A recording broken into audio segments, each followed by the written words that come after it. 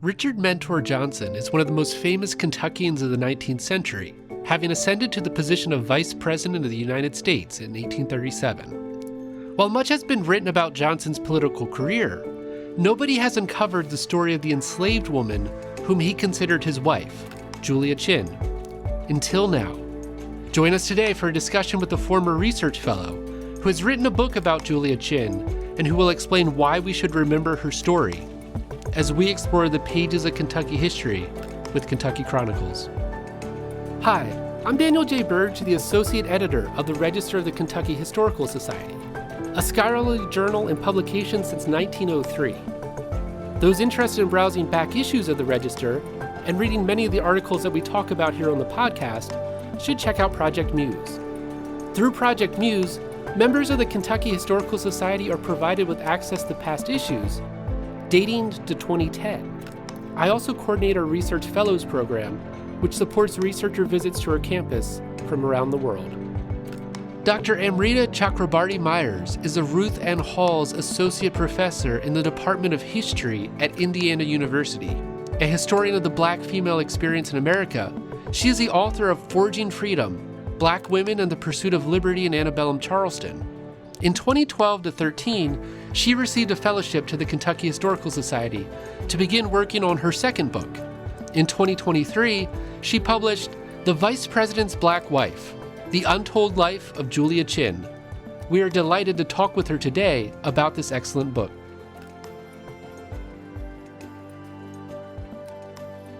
So welcome to the podcast. Thank you so much for having me. It's really a pleasure. One of the things that drew me into The Vice President's Black Wife was how you opened up with a personal account. Can you tell us a little bit about how you decided to start this project? What drew you to Blue Spring Farm and the untold story of Julia Chinn? Well, I actually was finishing up my first book, and I was preparing to teach the U.S. Survey Part 1 class to my students at Indiana University in Bloomington. And that's that, enormous class where you literally run from the era of, contact in the 1400s down to Reconstruction in one semester. And so I was taking notes, I was reading a lot of different books, and I came across a really tiny passage in a U.S. Survey textbook. And it was essentially on the abolition movement and talking about how the abolitionists really disliked Richard Mentor Johnson, and they used him as a sort of a poster child for why slavery needs to be abolished. Because he, these are their words, right? That he, like many, if not most other white male slaveholders, politicians, not only had slaves, but actually had sexual relationships with their enslaved laborers, with enslaved women on their plantation. And so in order to protect Black women from sexual predation, from rape and assault, slavery should be abolished. And so it was really actually a very small mention of Johnson, but it went on to say that Johnson had at least 3 different relationships over the course of his life with 3 different Black women, all of whom he owned, but the longest of which was Julia Chinn, by whom he had 2 daughters. And I thought to myself, this is not a story that I've ever heard of. I've certainly heard of Thomas Jefferson and Sally Hemings, but I had never heard of Richard Mentor Johnson. I had never heard of Julia Chinn. And I was like, this is really something that I would like to look into more. I didn't have time at that moment because I was literally finishing my first book and getting it ready to go to press. But I thought, I'll come back and kind of take a look at it later. And about a year later, I was having a conversation with a colleague who was starting to write a book on Choctaw Academy, right? Native American indigenous boarding school. And it happened I said, so tell me about Choctaw Academy.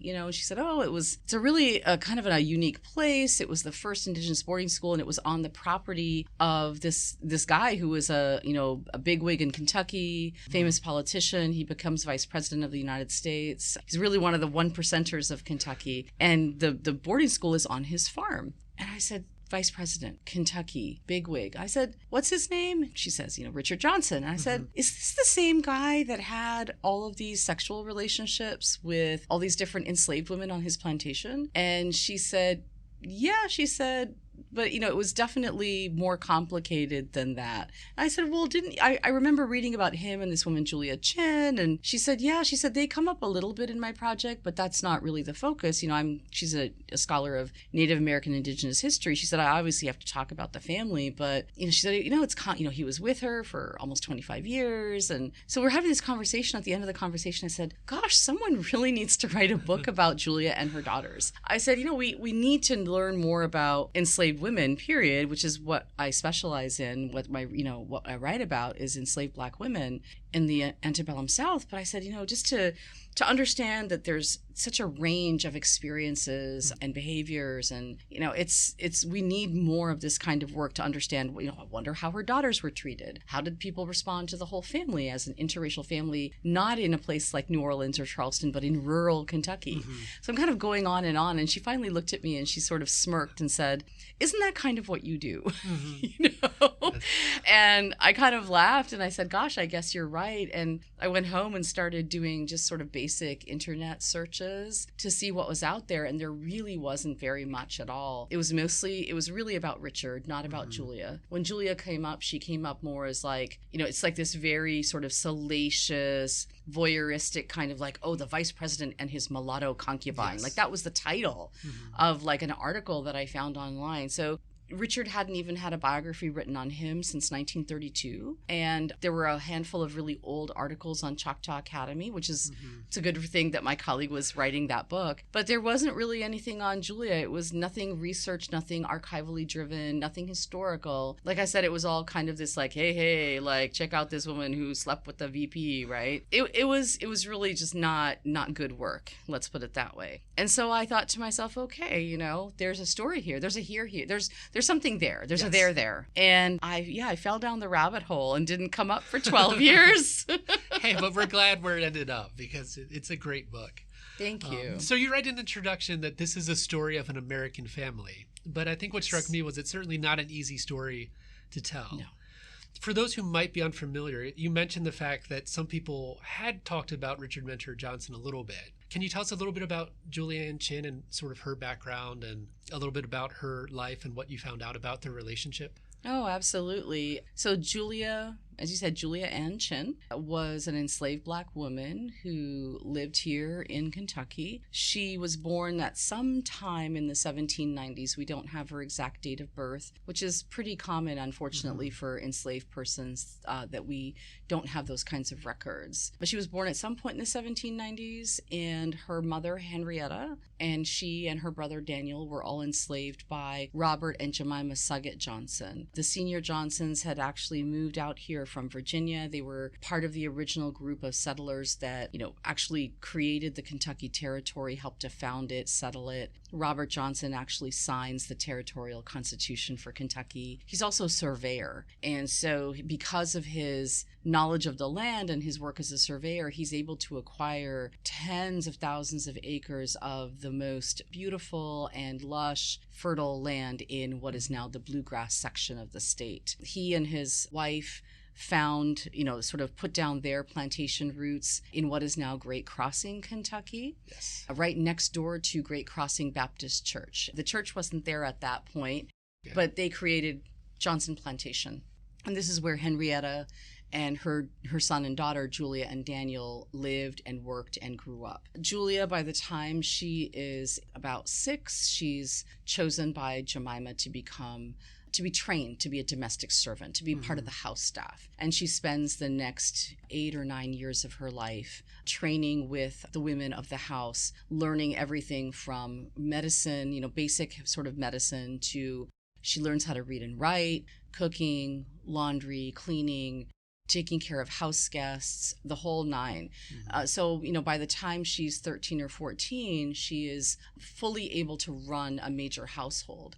And at that point, Richard is, he's becoming a more prominent, well-known, young politician. He's not yet a war hero, but will be.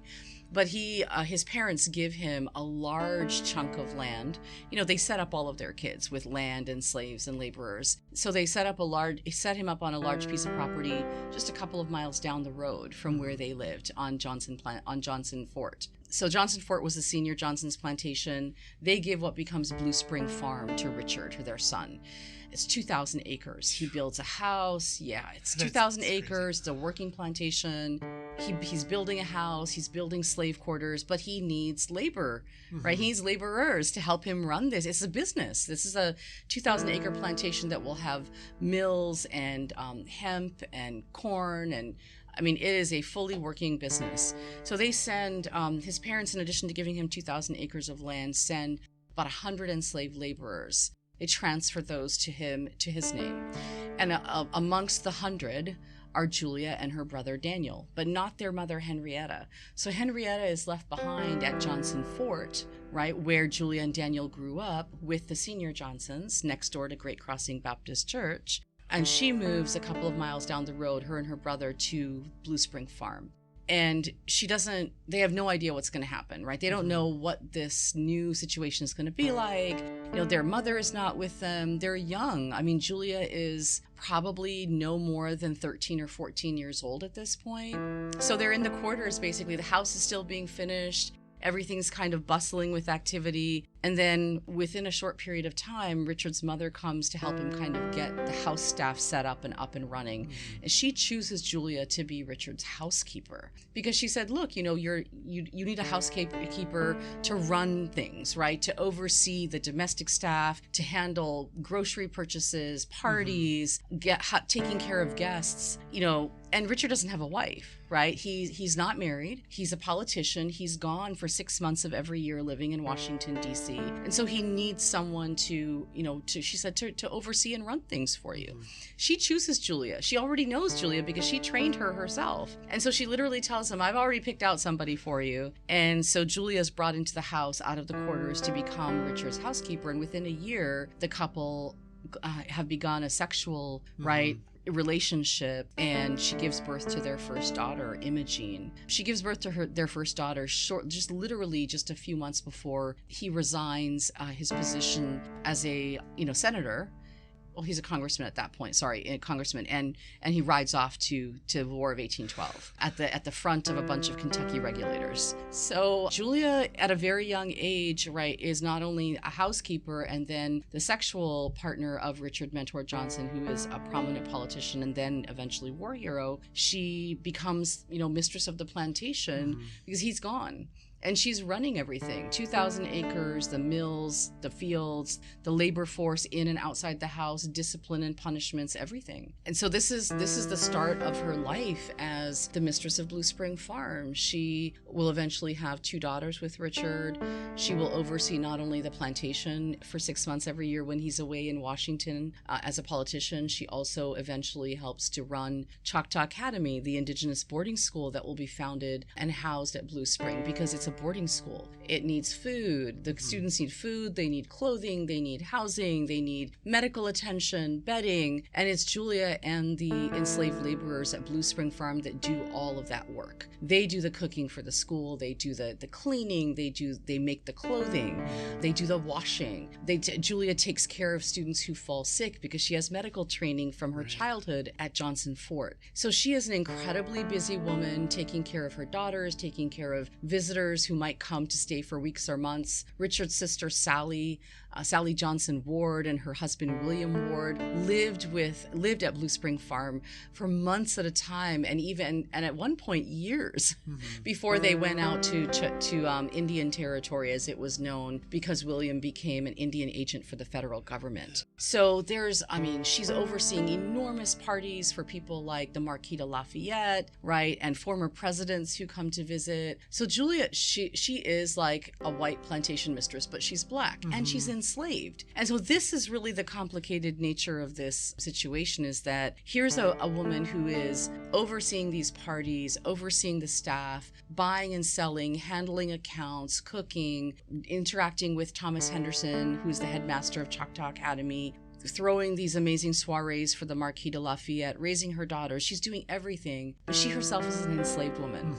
And she's never freed. Julia is never manumitted. And so Richard, people talk about this being a love relationship, a romance. They were together until she died.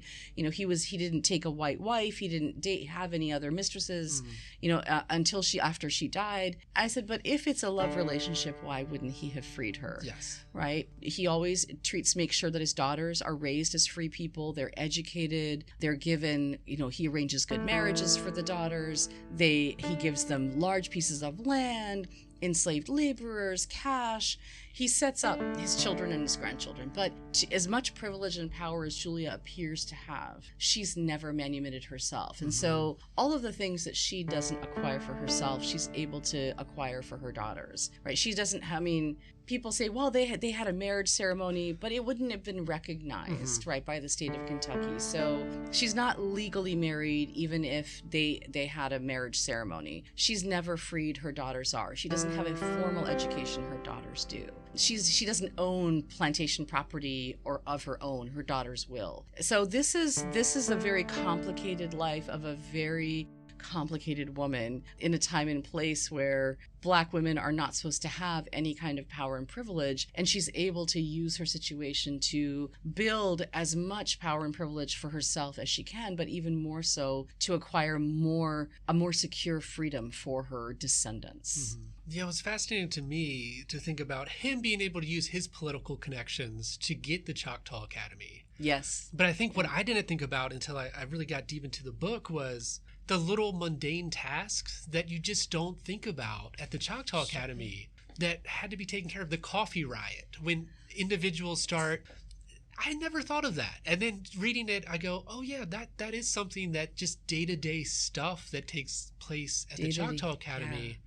It was so much stuff that she would have had to do just on the side. That was she was already tremendously busy even before Choctaw Academy opened. And now, in addition to, overseeing the laborers and making sure that the field hands are doing their work, that the domestic staff is doing their work, that she's dealing with all the local vendors in town, that she's organizing these parties, that she's just doing all the labor to run a 2,000-acre plantation. Right. Now she has to, make sure that, there has to be staff to do all the sewing, to make all the boys' clothes, right? That there has to be staff to do all the cooking for 3 meals a day for what will eventually be over 200 students, and cleaning up after them. Yes. After that, making sure that they have beds, that they have having bedsteads built for the beds, having linens, sewn, like bedding sewn, and then overseeing the laundresses, the huge washing staff that's constantly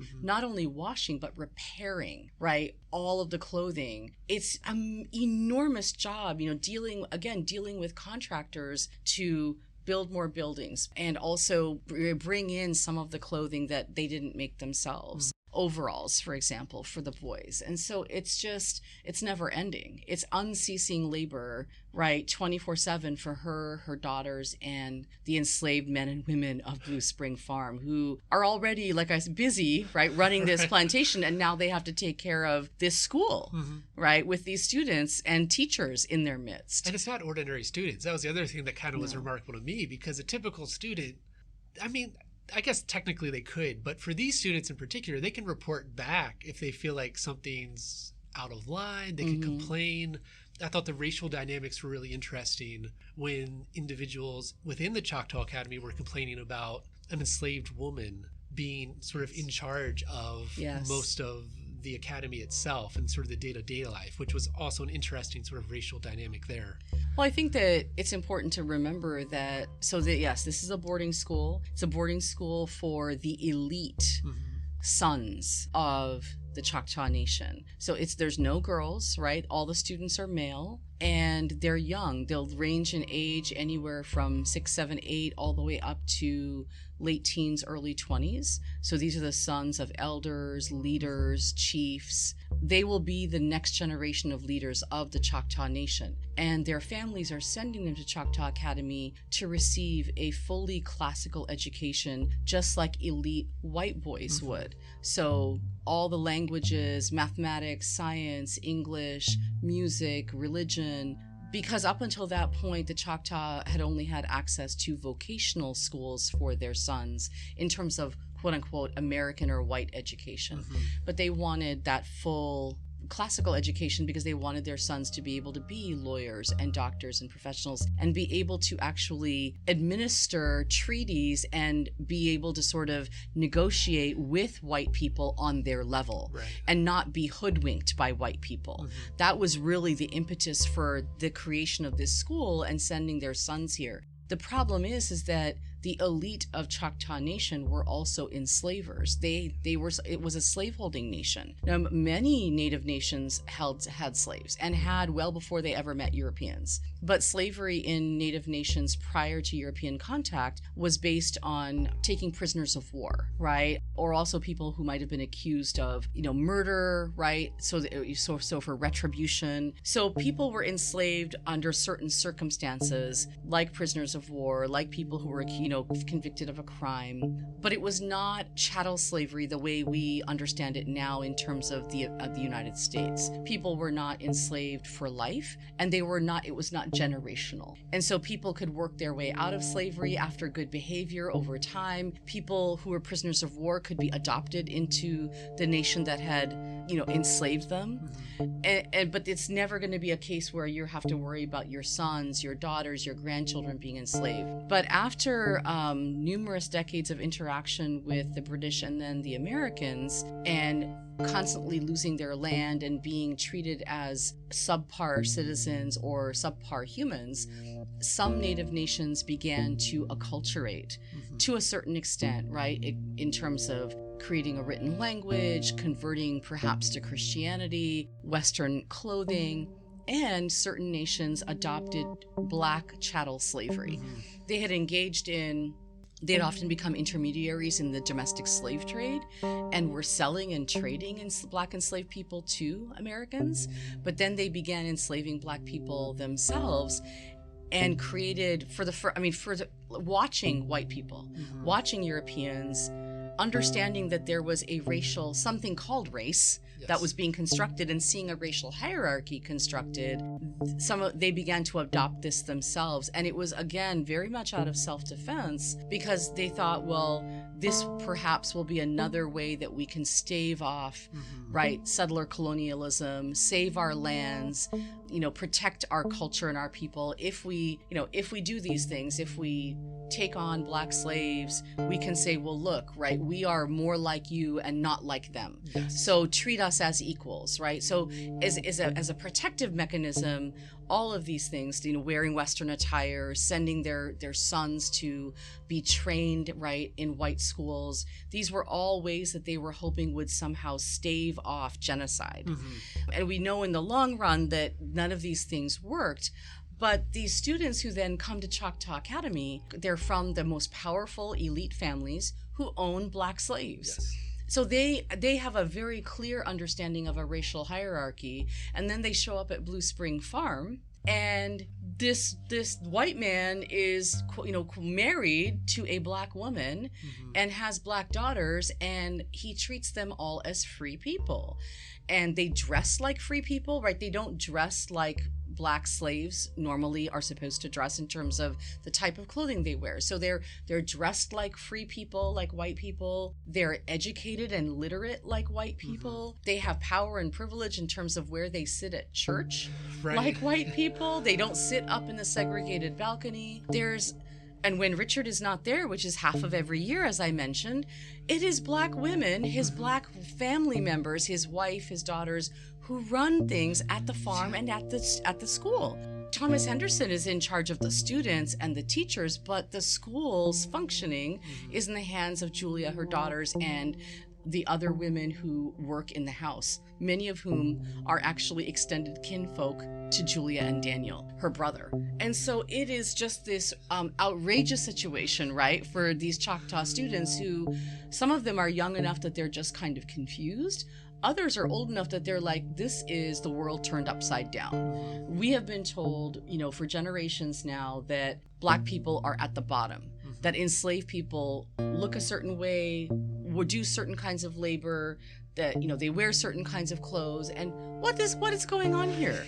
how dare these women tell us what to do or run anything? And so it creates a really volatile and sometimes violent situation at Blue Spring Farm. But it's a volatile situation that's ultimately created by white supremacy and settler colonialism. And Richard should have known that, right? Given his own history of fighting in the War of 1812, of supposedly being the killer of Tecumseh, which we don't think he actually was, but he certainly took credit for that. I was going to say, he always wanted He took credit for it. So he should have known that what he was doing was, bringing groups of people together that were going to be in conflict. And yet he was so intent on having the school on his property because it was going to bring him money, right? He was always skating on the edge of bankruptcy, and so he wanted the school there because the federal government was sending money, the Choctaw elders were sending money, and so he was like, look, if it's on my property, I can use my existing buildings, I can use my slave laborers to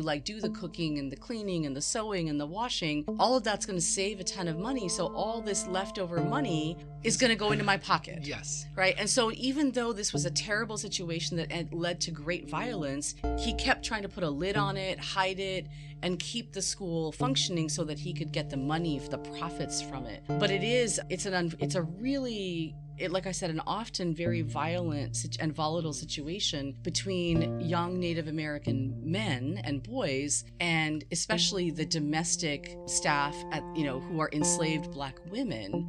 Right? There's a lot of, and they're constantly running into each other, in the dining hall three times a day, right? When they go to pick up their shirts from the laundry, or when they go pick up new clothing, like they're constantly running into this enslaved laborers. They're constantly running into Black women. And some of these, there's some friendship relationships. There's fights that break out. And then there's also, consenting sexual relationships across those groups. But there's also sexual assault and rapes that occur. And so that's why I said it's a volatile situation. The mix is very, problematic. But that always leads to a question I always like to ask with sources. Early on in the book, you wrote, I'm now fairly certain that when Richard died in 1850, his surviving brothers, John T. Johnson and Henry Johnson, destroyed his records in an attempt to erase all evidence of the existence of Julia, by then deceased, and the couple's 2 children. My question was, how do you overcome obstacles like that when you're researching and writing? Because that's challenging. Historians are going around looking at sources. What happens when people are intentionally destroying things almost so that you can't figure out parts of that story?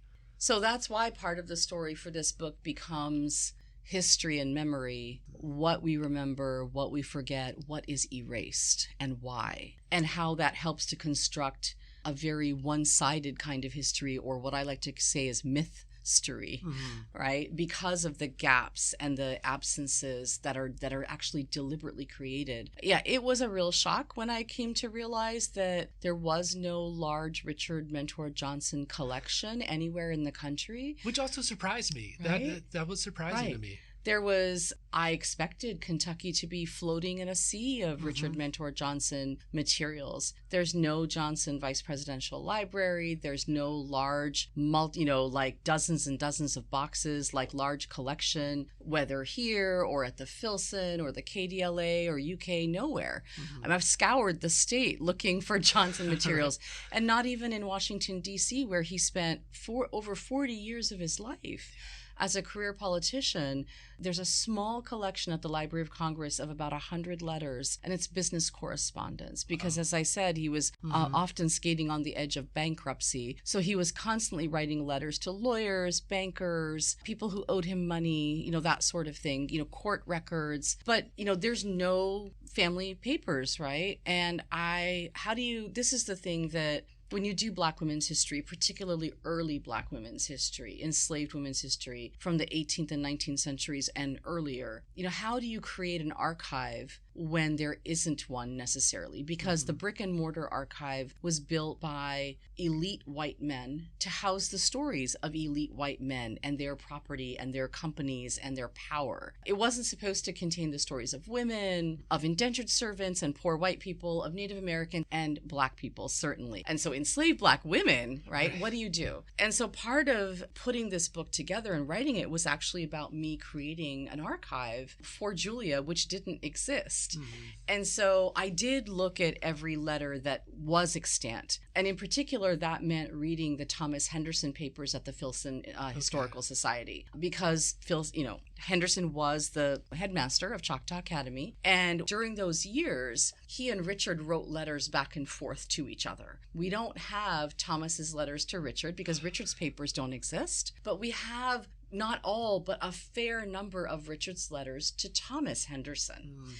And Henderson lived at Blue Spring Farm because part of his compensation was housing. So he and his wife and children lived at Blue Spring 24/7. And that meant that he had very close daily interactions, not only with the students and the teachers, but with the enslaved laborers of Blue Spring Farm and with Julia Chinn and her daughters. And Richard also, as part of Thomas's job, he said, okay, you're going to get paid in cash. You're going to get free room and board for you and your family, but you have to educate my daughters, right? You have to teach them and the house staff. And so in the evenings, after a full day as headmaster, Henderson would go to the main house and he would actually give classes to the domestic staff and in particular to the Johnsons' two daughters. So, but this whole situation, I'm like, how do I recreate this woman's life, right? What do I do? So I read Henderson's letters, and in Henderson's letters, Richard regularly refers to Julia's letters to him because she was literate and she was writing to him. He also refers to his daughter's letters to him. So we don't have any of those letters from those three women, but we do have the references that he makes to their letters, what they said, the things they were frustrated about, just the basic things they were dealing with at the plantation. So everything from, how many garments the seamstressing group was able to sew last month, to who's sick, whether it's a member of the house party, whether it's a student, to disciplinary issues, right? I mean, Julia and her daughters were writing about all of those things. So that was an incredibly important sort of cache of letters at the Filson that I was able to use. I also used Choctaw Academy records, which are on microfilm. And, in addition to Thomas Henderson's letters, in order to understand what life was like at the school, what did the students study, what did their housing look like, what did they have to go to church, and so they were writing letters back to Choctaw Nation and often complaining, right, about the things that were happening at Blue Spring Farm, about the food, about the coffee, or about their shirts, about housing, all kinds of things, about these Black women who were in charge. So looking at the Choctaw Academy records, right, that was a hugely important source space.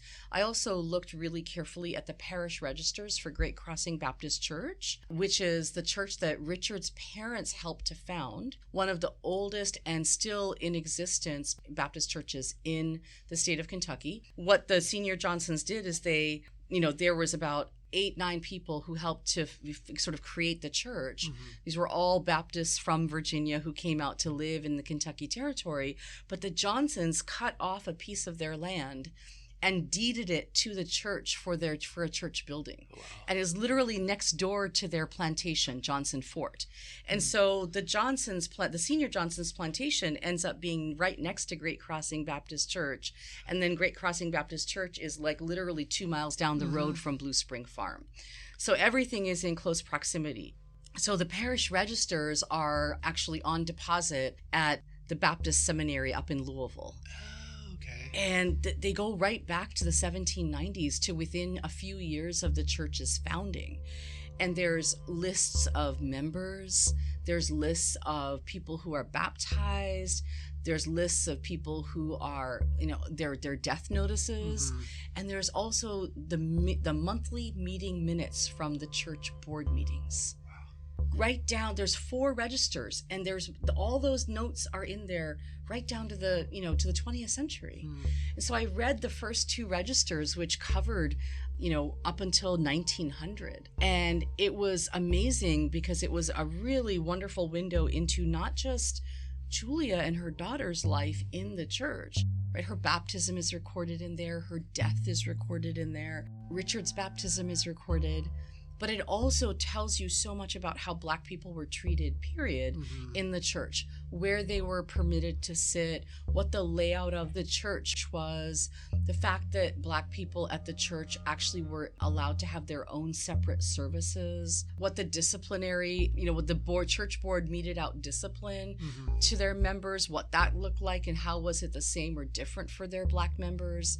So it's just a treasure trove. Those registers are amazing. And then what becomes crucial, Henderson's letters are really important for, the first 2 chapters, the Choctaw Academy records for the 3rd chapter, the register books from the church for the 4th chapter, and chapters 5 and 6 are really dedicated. I used newspapers, right? Local, state, and national newspapers that talked so much about, because this is a famous family, right? If they were just a regular poor or working class or even middle class family, nobody would have written about them this much. But because Johnson is a politician, because he is not just a state politician, but a federal politician, a congressman, a senator, and eventually a one-term vice president, people are writing about him and Julia and their daughters all the time. They're writing about Blue Spring Farm. They're writing about Choctaw Academy, and it's not usually very complimentary, right? The little rhymes were getting me. It's like the little jokes that you see pop up, and then the little humorous asides and the snide comments about, Johnson this, Johnson that. And he's constantly in the media, right? The eyes are always kind of trained on Blue Spring and on Johnson, and not in a good way, right? Because the newspapers that are from his own political party, the Democrats, don't write about him because they don't, or if they do write about him, they write about his military exploits. They write about the bills that he puts forward in Congress. They write about the fact that president came to visit or the marquis came to visit. They write more neutral or complimentary things. But the opposition press, especially the Whig press, it's on, right? The editor of the main Louisville paper hates him. The editor of the main Lexington paper hates him. And so there's these constant editorials and articles about Johnson, right? And his quote unquote Negro or mulatto wife, his quote unquote yellow or woolly headed daughters, like just terrible, terrible, terrible things, right? And especially as the problem becomes, like, as the daughters grow up, as they marry white men, like the press goes ballistic with this, right? So the newspapers are just this incredible source space, but you have to really read them with a very critical eye, because the way they talk about Julia and her color and her skin color, the way and her facial features, the way they talk about the daughters, right? The way they talk about those daughters' marriages, like it's not it's very, very ugly. And so it's violent rhetoric. And so you have to be really careful to not, you can't take any of it at face value in that sense. What it does is it shows you how white people in the community felt about this family, right? That there are some white people who clearly are okay with the family to a certain extent. They worship with them at church. They come to Blue Spring for parties, etc. But there's all these other people who are just livid with rage, right, at what's happening. And they're like, if it was just at Blue Spring, fine. Do what you want behind closed doors. But how dare you bring this all into public, into town, to 4th of July balls and parties, to places, and to force us to accept it. Right? That's where they really kind of draw the line, and you get all of this ugly rhetoric in the newspapers. The last chapter is really dependent on descendant materials. Right? I had the good fortune, we were talking earlier, I had the good fortune to meet about a half dozen descendants of the family. I interviewed them extensively for the project. The materials from those interviews are in the introduction and the conclusion to the book. Because as I said, this book is as much about history and memory as it is anything else. Not only what we do remember, but what is deliberately erased, nationally, but also within families. So I interviewed family members, and they were gracious enough to not only let me interview them, but to open up their own personal archives to me and what they had from their families. Photographs, quilts, census documents, wills, all kinds of material culture pieces. And none of it, there's nothing that goes back to Julia's time, but there are materials that go back. The cover of my book, it's based on a photograph that I took of a patchwork quilt that belonged to one of her grandsons. Which is so cool that you could even incorporate that. I mean, right. That's... And so there's all of these, I mean, that's what was just such an amazing experience, to be able to work with the family members, take pictures of all of these and digitize all of these materials, and then be able to use those materials in that last chapter, which talks about Julia's daughters and grandchildren and descendants in some detail. There's a family tree that starts the book, because I really, I try to create those trees to show right all the way down to the present and the descendants who are now living, who I worked with. So this was really, it was a lot more laborious to write this book than I had originally thought it would be. I thought that I was walking into a project where there would be hundreds of boxes, thousands of pieces of material, and then came to discover after the fact that Johnson didn't have all of these materials. And so I had to do the work to piece together census data, wills, land records, deeds of the notary, public, church records, newspapers, other people's letters. Like I was looking at Martin Van Buren's letters, Thomas Jefferson's, Henry Clay's, because these are all political contemporaries of Johnson's. Like for any scrap of information about him, about the family, about Blue Spring. And so it was really a sort of, I always say I'm a historical private detective. Yes. Trying to sort of piece together people's lives from 200 years ago and creating a 10,000 piece jigsaw puzzle with only 100 pieces. So that also meant that the oral histories became really important, the descendant materials became important. But in addition to the written materials in the traditional archives, I really had to think about, well, how else can I build the context around Julia? And so being able to think really closely, to go to the buildings, right, that are still in existence, to go to Blue Spring Farm, to visit the last remaining building at Choctaw Academy, to go to Great Crossing Baptist Church, to read the church histories and to get the floor plans and diagrams of the church, to go to Ward Hall, which belonged to one of the sons of Sally Johnson Ward, Richard's sister, and her husband, William Ward, who I mentioned earlier. Tracing all these places in Kentucky where Julia lived and worked and worshiped and died, right? Going to cemeteries, reading inscriptions on gravestone. Because that's the thing that I think that people, more and more historians are starting to understand, that we need to think about material culture. We need to think about what people were wearing. We need to think about the food that they were eating. What was the temperature like? What did the buildings look like? What was the route that they took back and forth to church? How were the buildings laid out on a plantation? Where would people have slept? All of these things. Yeah, what was the weather like? Like I said, what crops were they growing on the plantation? Since we don't have Julia's direct words, how do we build rural Kentucky around Julia so that we understand what her life would have looked like? Even if we don't have her words, we can understand where she grew up, the kind of labor she did, the kind of house she lived in growing up, what her job was like at Blue Spring Farm, right? What kind of education her daughters received, what kind of clothing the family wore. We can talk about all of those things, and by doing so, get a better understanding of who she was and how she lived. So it's about developing that context, and so it's creating an archive that means using archaeology and geography and climate and material culture and things that we never really did 20 years ago when I was in grad school, but now has really become much more common and necessary if you want to talk about enslaved people and about enslaved Black women in particular, who, because of, usually they're not literate because they're not allowed to, gain an education. But even when they are, in this case, you still don't have their written records. Yeah. But it's important to understand that written records are important, but they shouldn't be privileged to the exclusion of all other kinds of materials. Well, I think the one thing I really pulled from this was how important place is. Yes. Because you get a really good sense, even as you kind of worked through the church and people going to church and what that looked like on a regular basis. For anyone who spent significant amount of time in a church, that brings back a lot of memories. And I think those are the types of things you can see the community going to a barbecue or doing these types of events. And you're like, okay, that makes perfect sense. This is daily life.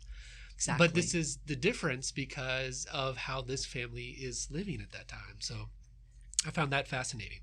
Well, I'm glad. I mean, it was important to me to actually make Kentucky as real as possible, right? Antebellum Kentucky, frontier era Kentucky, come to life, so that so many people who wouldn't have ever been to Kentucky would be able to visualize it and see it and understand, this is how it's laid out and this is what it would have looked like. And that was really important to me. So if that came across, I'm really glad. Then that means it was successful. Yeah, because it's not just the images. The images always help, and they do kind of put you there. But I think as you work through a lot of books, you don't get that sense of place sometimes. Yeah. And I think for anyone who's in Kentucky and can visit the sites, it's really an interesting thing to do and really useful. Well, and I spent so much time in Kentucky, living here, doing research here, walking the land, visiting these places, and it just all became very, very real to me. And so even if we didn't have photographs of what it all looked like back in the 1810s, 20s, and 30s, prior to photographic technology, I wanted that sense of place to really be vibrant and strong. Yeah. That you could see yourself at that party with Lafayette. Yes. Right? As the music is playing and the drinks are being poured out. You can see yourself at that ball with Adeline and Richard as people are dancing and taking refreshment under the tent. Yeah. That all of that, that you can see yourself at Great Crossing Baptist Church on Sunday morning and hear the disturbances up in the Negro balcony, right, as they called it. To me, it's like it was so vivid, and I was like, I wanted to make that really clear to people. Yeah, because I think sometimes you can just get newspapers, and you can get that sense, and what people are writing about in the newspapers is not always exactly what's going on, or sometimes it's just an outsider perspective, and you don't get that community sense. Yeah. I had so many questions as I was reading the book that I wanted to get a chance to talk to you about, just because I enjoyed it so much. But I do have to wrap this up to a certain extent at this point. I did want to get to the end, though, or near the end, because you mentioned quite a few enslavers were known for having mistresses. And I found this point really, really interesting as I got to sort of the conclusion. Jefferson immediately comes to mind. But you noted Richard's sex life ultimately destroyed his political career. So why did his relationships end up dooming his political career? What made him different than, say, maybe someone we're more familiar with, Thomas Jefferson, or even Henry Clay? You brought up Henry Clay, and that was something I had not thought about before. Well, the newspaper editors, I think, said it best, because one of them said, we could have forgiven Richard anything. The voters could have forgiven him anything if only he had been discreet. And that's really what this revolves around. So much of the book really talks about this problem between public and private, and private spaces, public places, that so many white Southern men were having sexual relationships with Black women. And those relationships could run from the most coercive and violent and one night, right, situations all the way to multi-decade long situations, which were perhaps less coercive, but that didn't necessarily mean they were consensual. I talk about the difference between consent and compliance, that in a situation with very few options and choices that are all bad, compliance allows for women to survive and for their families to survive, but that's not the same as free consent, right, in this situation. But right, Jefferson, he doesn't have a relationship with Sally Hemings, coerced or compliance or otherwise, until after he's a widower, until after his wife passes away. And then he begins a sexual relationship with his wife's half-sister, right? That's the relationship between Martha and Sally. And he also never acknowledges it. He doesn't publicly acknowledge Sally. He doesn't publicly acknowledge their children. Sally is not the mistress of Monticello. She's not overseeing balls and parties. She's not entertaining presidents. She's hidden. I mean, everyone knows and they gossip about it. It's an open secret, but he never publicly acknowledges or admits to anything. Henry Clay. Henry Clay has a white wife. He has a white family who all live in the main house.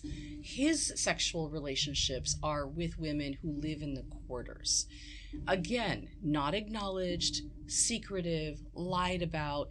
Henry Clay's wife catches him with one of these young ladies in a very compromising position. She is furious, she's hurt, she's angry.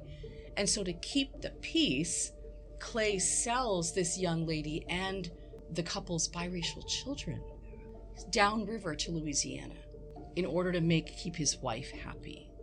This is the difference between Johnson and Jefferson and Clay. Johnson never marries a white woman.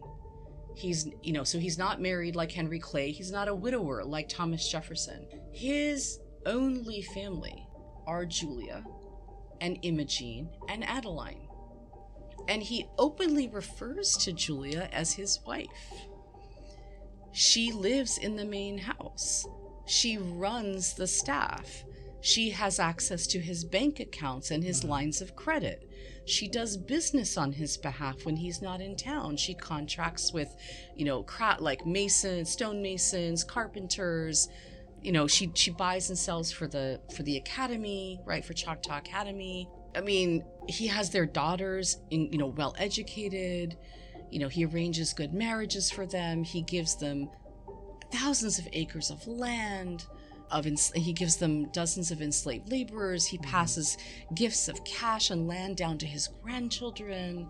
This is a public relationship. He takes his daughters to town functions. Julia is seen riding around town in the family carriage. They worship at church together. There's no attempt to hide anything. And in fact, he tries to get people locally to accept his family. Certainly when they come to Blue Spring Farm for all the parties there, Julia's there. Her daughters are there. Her daughters play the piano for Lafayette when he comes to visit. So they're not, she doesn't just organize the party and then hide. She's there in the midst. Her daughters are there, beautifully dressed in the midst. So people have to deal with them. They have to acknowledge them. They have to accept them up to a certain point. But the lines are drawn when they leave the farm, leave Choctaw Academy, and leave the church, which makes certain concessions for them. When they go to these parties in town, when they try to ride around town in carriages, that's when people say, whoa. It's too much. Too much. Here's where the line is drawn. And that's why the newspaper editors say, look, if he had just kept quiet, it would have been fine. And it was still sort of, people talked about it and gossiped about it when he was a congressman and a senator, but it was still okay, he bothers us, but whatever. But it's when he runs for the vice presidency, that's when people become really, really, everyone comes out of the woodwork. Yes. And starts, even people in his own party who start arguing over his candidacy for the vice presidency. Martin Van Buren doesn't want him as his running mate. He goes to Andrew Jackson, who is the outgoing president, and says, I don't want this guy. And Jackson says, if you want my endorsement to be the next president, Johnson's my guy, and he's going to be your running mate. So Van Buren is stuck. He needs Jackson's support, otherwise he's dead in the water. But Van Buren doesn't want him. The Democratic National Convention that year is a clown show. It is an absolute brawling free-for-all because all anyone can talk about is Richard and his inappropriate personal life and how this makes him not fit to be the candidate for the vice presidency. So even within his own party, eventually he gets the nomination, but it's literally sort of like a rhetorical brawl, right? And the electors from Virginia, Jefferson's home state, are the ones who cause the most trouble and say that they will not actually honor this. They will not put his name forward to the Electoral College. And it's, again, so many of these men from the South have these relationships, right? But they're not public with it. They preserve that, decent public face. And that's really the issue here. And so Johnson does get the nomination, but the next year in terms of the lead up to the election, the campaign trail is really ugly, right? The newspaper articles ramp up, the ugly racial rhetoric ramps up. And what's surprising is that this is all happening while after Julia has passed away. She's not even alive when he's running for the vice presidency in 1835, 1836, because she passes away from cholera in 1833. Her daughters are alive. But she keeps getting dug up and resurrected only to be crucified over and over again by the press. So they use her and their relationship and the living daughters as reasons for why Johnson should not be vice president. He'll bring his quote unquote, mulatto family with him, to Washington. What if Van Buren dies and then Johnson becomes president? He'll bring his quote unquote dingy daughters into the White House, right? How will we save face to European powers, right? I mean, it's just all of the rhetoric is terrible. So Van Buren and Johnson win the election, but they don't win the state of, most Southern states don't go for the ticket. And it's in large part because of Johnson's private life. And he doesn't even win the state of Kentucky. His own home state doesn't go for him. So this is a real problem. And then it becomes an even bigger issue because the people from Virginia, which I mentioned that they were not going to put forward his name to the Electoral College, they wouldn't vote for him. So the ticket wins. But when it comes time for the electors to cast their ballots in the Electoral College, the entire delegation from Virginia cast their ballots for Van Buren, but they refuse to cast their ballots for Johnson, which leaves Johnson one vote short in the Electoral College to become the vice president. He's won the election. Right. But he can't, but the Electoral College won't cast their ballots for him. Virginia won't cast their ballots for him. So he was the first and remains the only vice president of the United States in our entire history to have his vice presidency confirmed by the Senate. There has to be a special vote in the Senate to vote to confirm him as VP because the Electoral College wouldn't vote for him. He was the first and still the only that this has happened to. And so it shows you how contentious his election was. I mean, it's the newspapers, it's the Democratic National Convention within his own party, it's the Electoral College, and his party very quickly turns their back on him. They realize that he's a political detriment and deadweight, and Van Buren doesn't like him, doesn't want anything to do with him. I mean, he's obviously president of the Senate as VP, but he doesn't really he's not brought into the inner circle of the party. He's not given real jobs to do. He's kind of pushed to the side. And within 2 years, as they begin thinking about the next election of 1840, prominent politicians say that it's already been decided that Johnson will not be given the nod again for VP. He will have his vice presidential chair quietly removed from out underneath him. And so it's really Julia, right, and her daughters and this family and this relationship and the public nature of it, which destroys Richard's political life. I mean, he runs in 1840 as an independent candidate for the vice presidency. There's about a half dozen people who do because Van Buren, the party is in such a disarray. They can't choose a nominee for the vice presidency. So Van Buren runs for the presidency by himself without a VP person on his ticket. So he runs by himself, and Jackson warned him, don't do this. It's going to kill the party. And he actually suggests Pierce to be Van Buren's running mate. Interesting. Right. But like I said, the party is in disarray. The Democratic National Convention is even crazier that year. Van Buren runs alone. There's no VP candidate.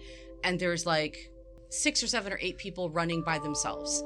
And Richard runs. He's like, I will not go gentle into that good night, he doesn't seem right? like the type who... My party wants me to just quietly disappear, and I'm not going to do it. It's because of my bride that they have these issues, but I will put myself in front of the voters, and whether they, they're going to vote for me one way or the other. And that's what I want. Well, he loses and loses badly. Van Buren also loses. That's the election that Harrison, right? Tippecanoe and Tyler too. Right. That's Harrison and Tyler. They win in 1840. Van Buren loses. Richard not only loses Kentucky, he loses his home county of Scott County. Oh. Scott County had always voted for him, no matter what. And in fact, newspapers had really sort of said, wow, how can you hold your heads up as white men voting for this guy in the election of 1836? In 1840, Scott County doesn't vote for him either. Wow.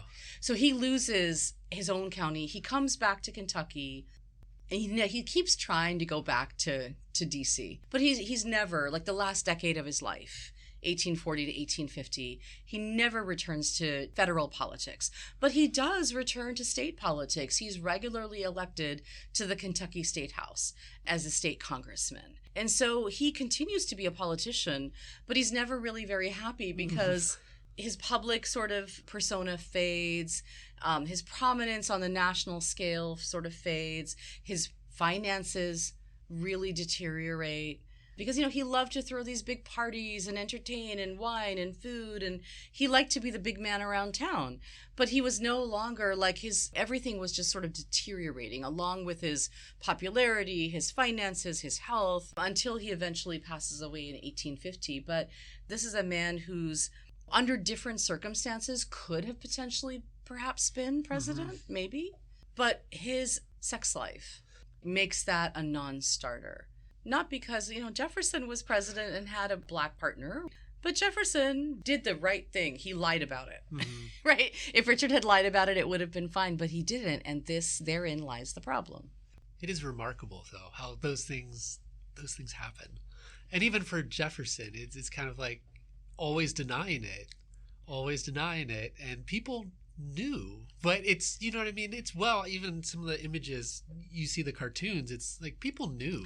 Dusky Sally. Yes. You see that pop up, but people are understanding, but the thing is that, in my first book that I wrote on Charleston, South Carolina, it was the same. I talk there about open secrets as well. There's a lot of men, wealthy, powerful, prominent men, politicians, low country planters, very, very wealthy merchants who are involved with black women.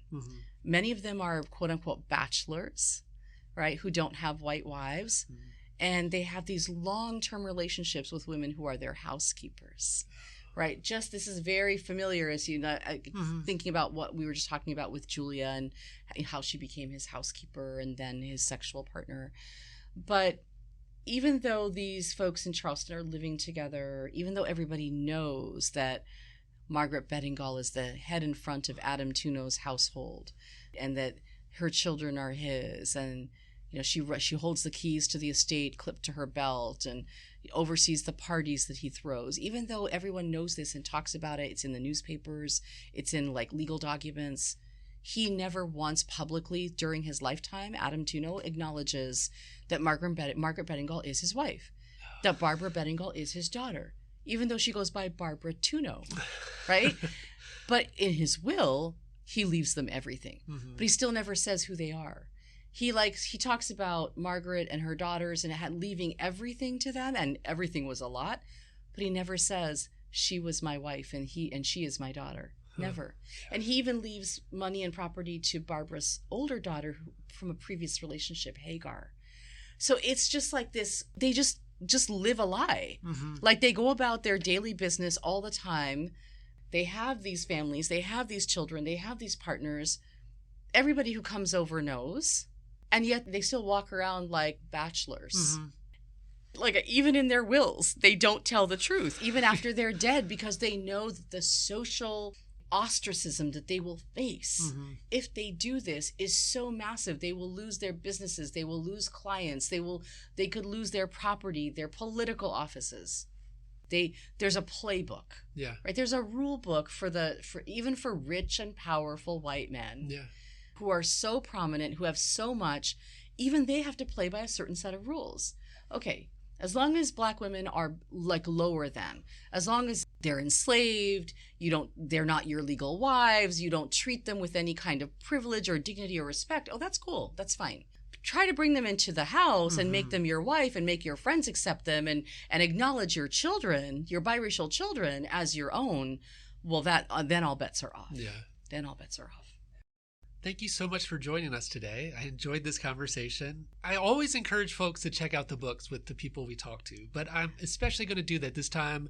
There's so many details we weren't able to get to. There's so many things I wanted to talk about. I was just jotting down. I always come up with a list of questions beforehand.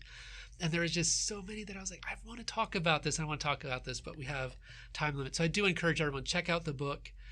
Be sure you get that. And it's really a good read, and it really opens your eyes to a lot of things. And I think I learned so much from it. I really appreciate that, Daniel. I mean, it was definitely a labor of love. It was about 12 years in the making from start to finish. And it really is, it's a national story, but it is also very much at heart a Kentucky story.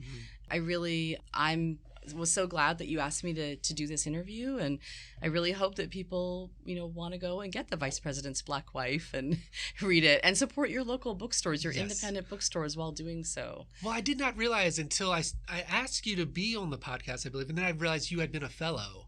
Because the theme for us has been inviting former fellows back on to talk about the project when they see it all the way through and can kind of go, we pushed across the finish line. That's me. That's me. No, I definitely thank the Kentucky Historical Society and the Filson and lots of other places in Kentucky where I did research, but also KHS and Filson, gave me travel grants and research fellowships so that I could come and do research in the summers. Yeah. And it's always my hope one day when we see some of the fellows who are in the building now, that they can come back like a decade from now and we can talk to them about their books.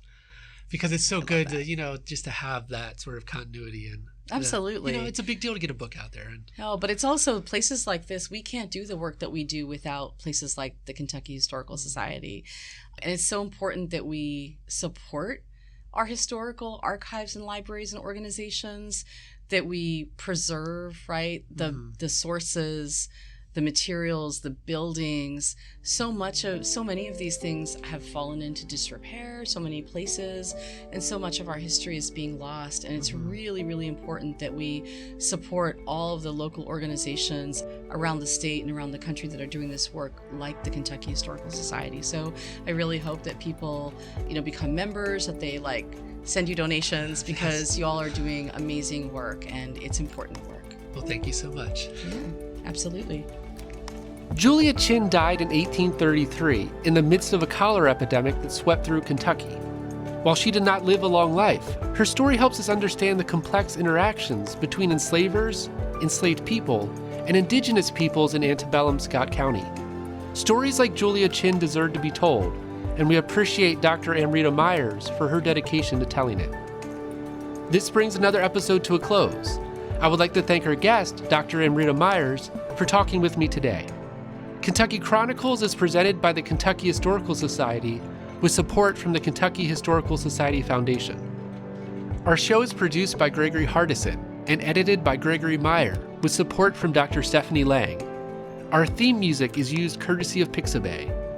To learn more about our publication of The Register, or to learn more about our Research Fellows program, please visit our website, history.ky.gov. If you have enjoyed our podcast, please subscribe. It really helps us to know how we are doing. You can also help us build a following by telling your friends to subscribe.